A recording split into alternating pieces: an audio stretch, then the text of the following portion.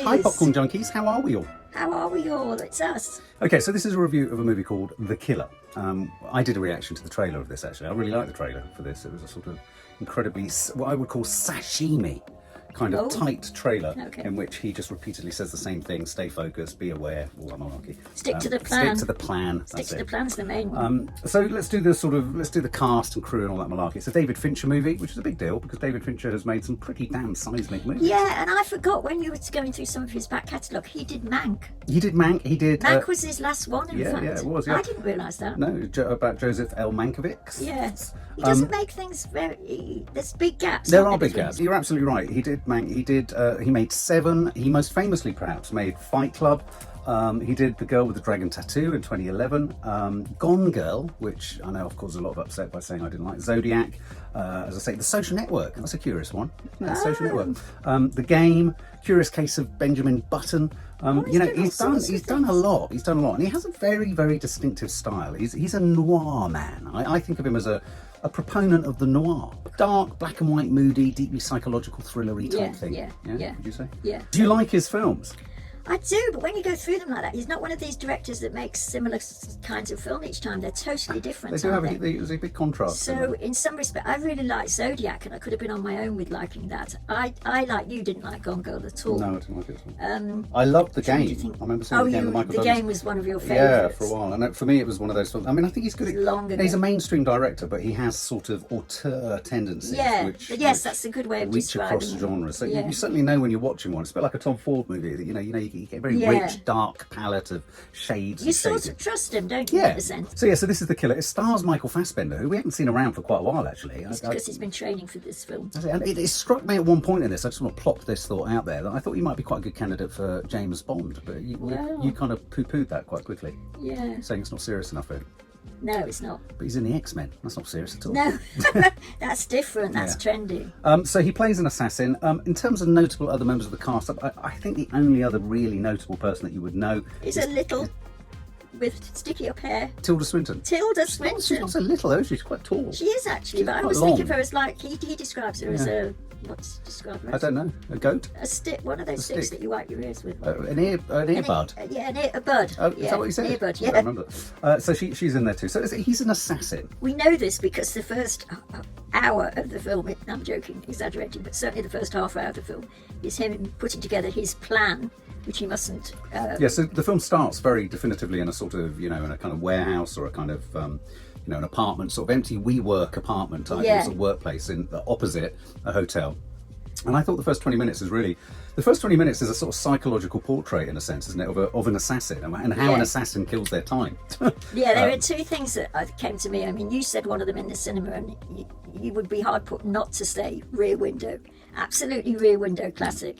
But I also thought... It was a great device, just pausing on that Rear Window thing, though, because I think there's another film, wasn't there? A short film about love by Kieslowski. I can't remember that. That was all Rear Window-esque. Was it? That peeping Tom looking in on... It's an incredibly compelling device, though, isn't it? Oh, absolutely. I mean, inherently. Yeah, and because I went in and out of whether this film I was really enjoying it or whether it was driving me mad. When it was driving me mad, I was thinking to myself, Hitchcock had got it right. He did it perfectly. Right. I mean, in the way that he conceived it. Films about people looking, I find really compelling. I find them. There's another film. What was it called? I saw it at the Sundance last year, which is about a woman who's feeling watched. It's a kind of horror thriller. It was really good, actually. I think her name's Micah Monroe, is the actress. I find it incredibly enriching and thought-provoking automatically. Even something as kind of standard and boring as a kind of spy or an assassin, he's obviously we're waiting for his target, he's connecting things. But what was most interesting about this was this monologue, this incessant monologue, in which we were sort of really given a sort of deep insight into his psychology. Yeah, I mean, it was certainly the way that he lived his life, wasn't it? It was his sort of...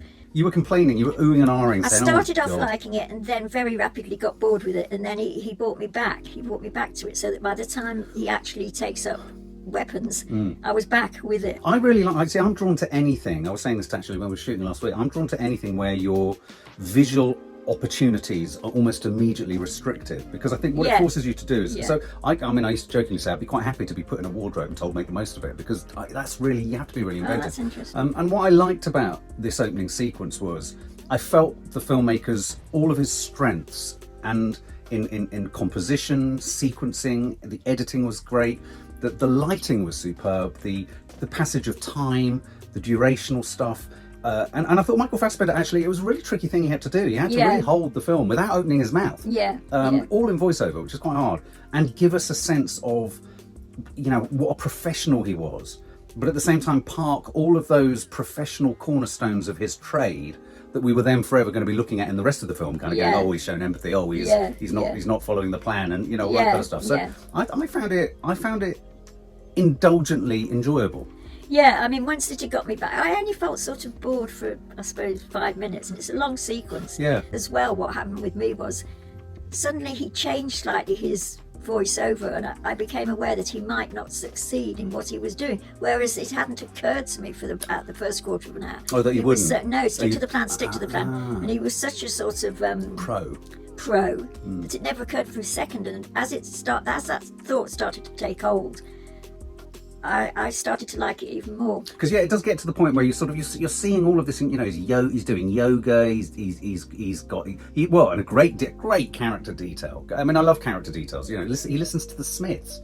And I mean, you know, the Smiths are a sort of, you know, obviously sort of, you know, a band from the early 80s, mid 80s, 90s, you know, that's a sort of nihilist rock, I would call it, indie rock, where their lyrics are about being hit by trucks. You either kill yourself or you kill somebody else. Yeah, or, you know, I think someone once said music to kill yourself. Yeah. I mean, you know, so I liked all of this. I found it quite formal. I found it quite unemotional. I liked his monologue. I thought there were some really witty moments in there. I thought there were kind of interesting philosophical thoughts in there about the meaning of life, time. Yes, because he talks about empathy and not empathy, and at that stage we don't know enough of his history and back history to know what a huge deal he is, do we really? No, absolutely. And I thought he lost it at the point where I thought the script went. There was a moment where it says, "Don't give a fuck" or something. It's when, and the most important thing is don't give a. It's one of those rare occasions. I love swearing in films. I love writing swearing. But it was the moment where I thought, oh, that was a bit sort of ordinary. That was an ordinary sort of sum up to, I thought, what for me was I really enjoyed the first 20 minutes. I found it really indulgent. I love the editing. As I say, I love the way it was shot. I love the lighting. I just thought it was really neat. I thought it was really nifty. Yeah, everything technically I really liked too. In fact, all the way through it. But the script sometimes I didn't like so much, but that was all in his monologue. But let me just say quickly, and I think it deserves saying, that in terms of story, you can't really talk about this film, I think, without talking about Day of the Jackal, or as it was later remade, The Jackal. Because it's the film that everybody sort of knows or thinks of, and the first scene, whether it goes right or wrong, is set in Paris, where it was all set. I just liked his little details. Like I thought his observations about when Paris wakes up versus Tokyo. I thought there was some really nice writing. And I thought it really worked really well, that as we just very slowly, you know, he got out his kind of target thing and he was sort of testing the target, and incrementally we were getting close, as you say, to the hit. You know, who's he going to shoot? Who's he going to shoot?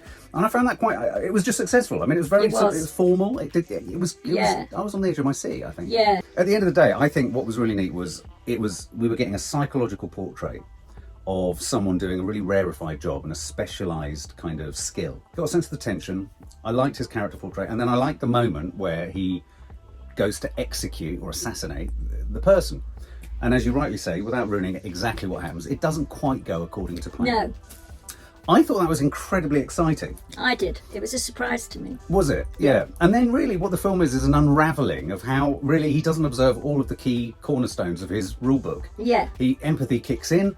Empathy doesn't kick in. Stick to the plan. Stick to the plan. Yeah. You know, and so, but slowly, what the film I think thought it was becoming was going to become a really clever portrait of an assassin as he implodes and sort of fractures, and I think after the first 20 to 25 minutes, this film, it just very slowly, because it was stylistically successful all the way through. I thought every scene was well conceived, beautifully executed. Everything was solidly done, but I just felt a sort of slow deflate. It was like there was a really tiny sound of like a balloon. All that tension that had been built just slowly the tension ratchets up in the first act and then slowly dissipates all through the second act. Yeah. And I mean, to a really big degree, because we start to find out more about him and where he lives in real life and what he's actually doing. How much do we find out about him? Because this is the thing that struck me. We find out that his girlfriend's been in some kind of revenge because it's gone wrong. Someone's taken out his girlfriend or tried to take out his girlfriend and hasn't. I thought all of the subsidiary characters, bar Tilda Swinton, were diabolically bad in this. I mean, all of them. I thought they were really bad, right down to the first cab driver that he had, when he pulled the gun on him and he was like, what's been happening? Who was your big ride that you took and all that kind of stuff.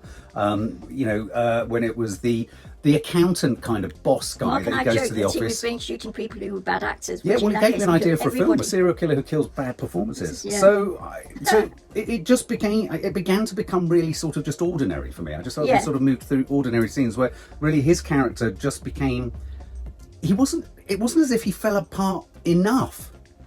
No. I was expecting, especially from the trailer, that you were going to see a man who, I loved all the details about, I can only hit my target through a certain type of glass, a certain type of antique glass, with a bullet trajectory in my pulse if my heart rate is below 60. I thought all that was great. So I thought it really meticulously threaded this really complex portrait. And then it just proceeded to move through really Deflated. poorly thought through sequences. So yeah, you saw his girlfriend was injured. That was pretty obvious. Yeah. Then he moves on to find the perpetrators of that. That's pretty obvious. It wasn't in the sense that we didn't actually know where he was going to, that it was his home until he was. I mean, that was sort of. I mean, that was thrown to us. Because they went to hospital and it was his girlfriend. Yeah, no. But before that, we were still in sort of, But that's what I mean. I think it didn't even make clear its geographical positioning of where he was going or what he was doing. And I felt we then just got absolutely zero backstory on him. I didn't feel like I knew him any more towards the end. We get to know about his girlfriend. We get to know that the only person he cares about in the world is the woman that he's living with, and that all his stick to the plan goes out of the window when it was her.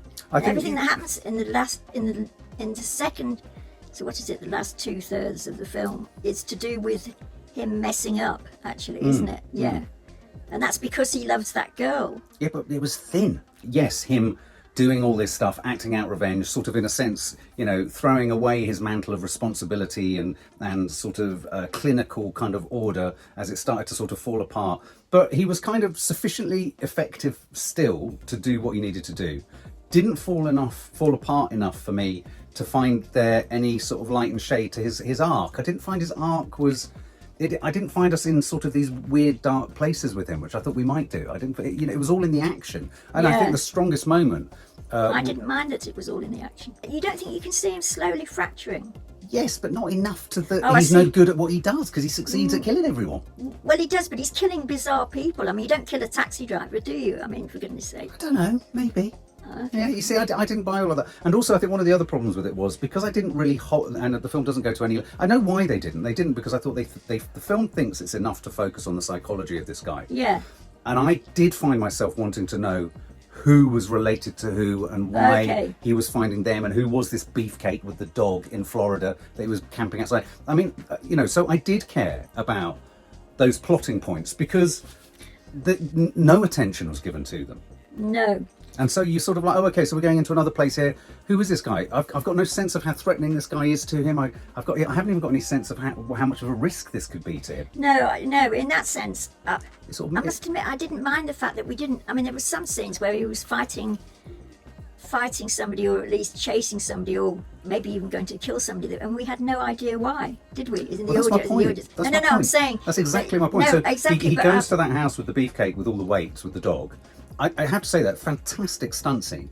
I thought the fight amazing, cleverly shot in the dark, so that obviously Michael Fassbender didn't have to do all the stunts. But I thought it was a really neat scene. I could have watched lots of that, and it's a good lesson in how fighting is something you can do on film, and it can be quite engaging and stylistic and not fun, but stimulating stylistically. And so I thought that whole fight thing was really good. But like you say, I didn't care. It's not that I had a sense of who everyone was. Even the guy in the office who he staples in the chest. Okay, you're kind of obviously you're an operator. You're a sort of senior operator who's kind of. But you didn't really get to that. No, we didn't. But we knew from the death that he gave him that he was really, really important. Because he says at one point, doesn't he? No, I'm not disagreeing with anything you're saying. We weren't given certain information. What happens then is, as an audience member, is whether that matters to you as an audience member. I kept going in and out of it, that as long as the fights, and that fight scene, the fight where it was between two bodies, which up until that point and afterwards there isn't any of that, I thought was brilliant. But the reason is, let me just jump in there. I think the reason it does matter is because I don't think the film was accomplishing what it thought it was accomplishing, which was huge layers of sort of shifts and breakdowns and adjustments that he was making. He was making them, I get it, he kept repeating the empathy thing. Has he made a mistake here? Has he overstepped them? But I didn't feel it was happening enough. I didn't feel that he was losing his trade, if you like, or skill, or his ability to do his It's like he was such a successful assassin that even when he was having all these doubts and all his rules were going out the window, he was still successfully killing everyone. Yeah, and that was the problem for me, because then, you know, because I think if we were beginning to see him have moments where he was severely injured or nearly died or wasn't succeeding or suddenly was in real trouble with having done this because we now knew that the guy with the dog was a really sort of brutal kind of sadist, you would then suddenly be thinking, oh yeah, now he's got himself in a right old hole. This is man in a hole. I never felt he was man in a hole enough. He was too good at what he did. Yeah, that's true. And in fact, in that sense, it wasn't really a film about an assassin. Well, not a successful assassin. No, and I think it thinks it was, and I think that might be just where it became.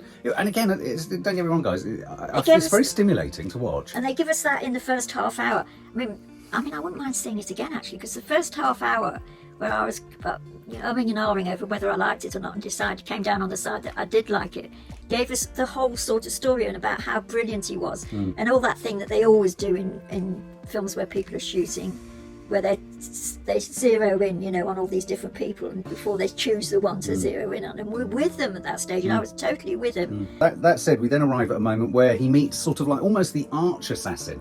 See, I didn't really fully understand what his connection with her was. With Tilda. I don't know, by then I was so pleased to see her. She was above him. So she was like that's what I mean. She was M, if you like, in terms of... But she's more senior. She's more more experienced. senior, and she's older. very, very experienced in knowing that she's going to die and sort of going through the whole but before that, there was a real sense of she was cold, she was strong, she was icy. She stuck to the plan. She stuck to the plan. She told that wonderful story about the guy hunting who kept going back, and he said, "You're not coming back to that. You're coming back because you're enjoying this." Do you remember that? The funny story? Apparently that joke was told in The Crown. In The Crown.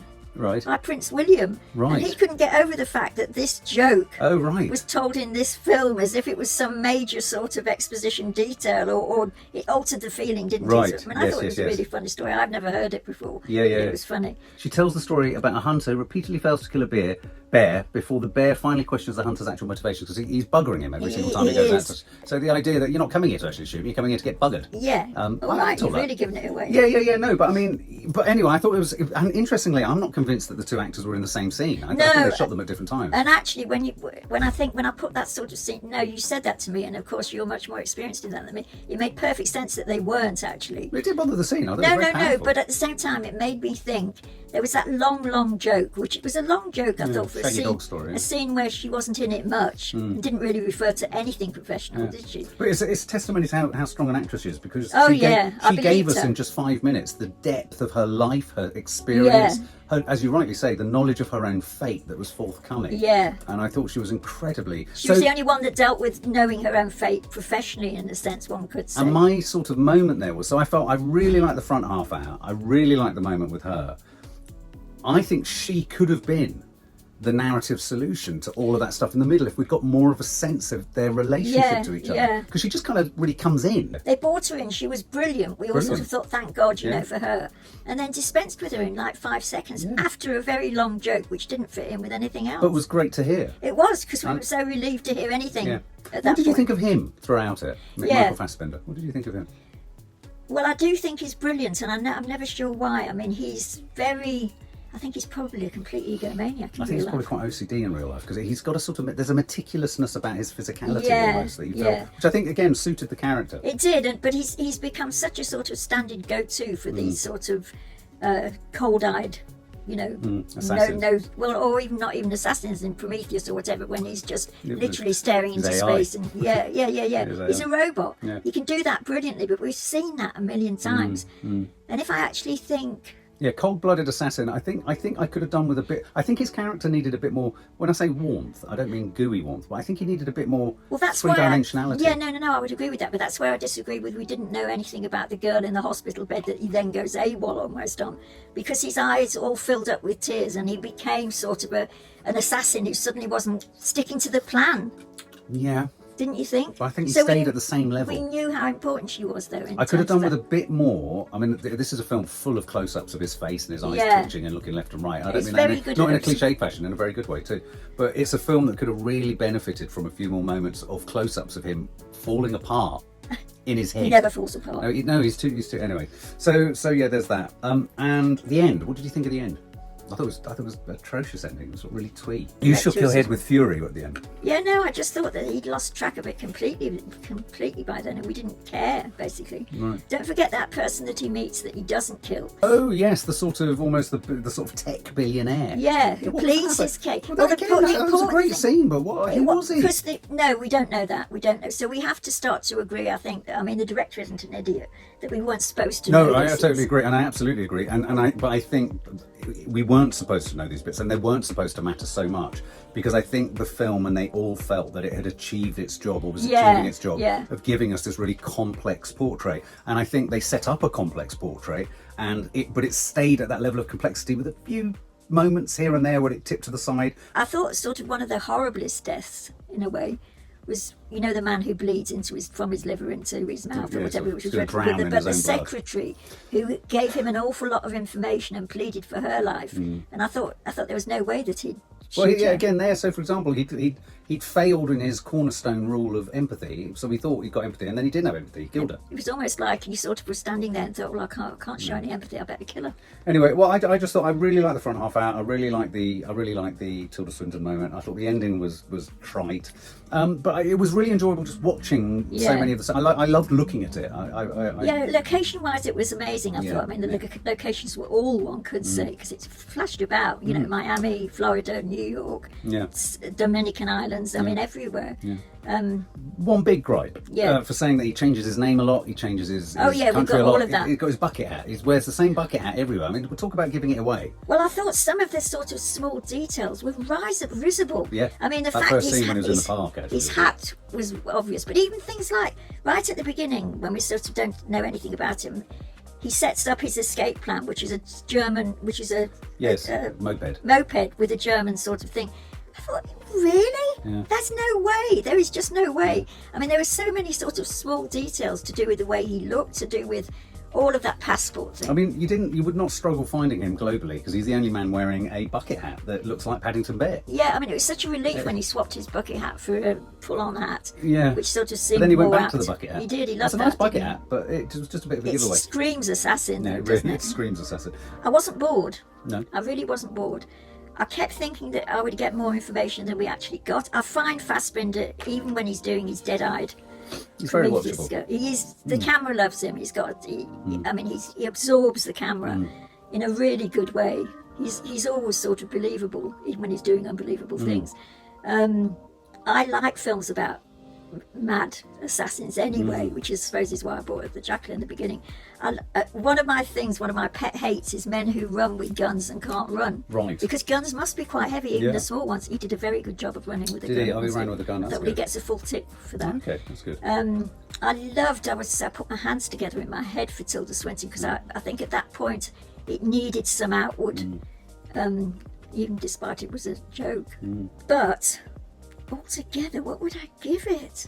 It looked gorgeous. Let me not downgrade. It looked gorgeous. The music was good.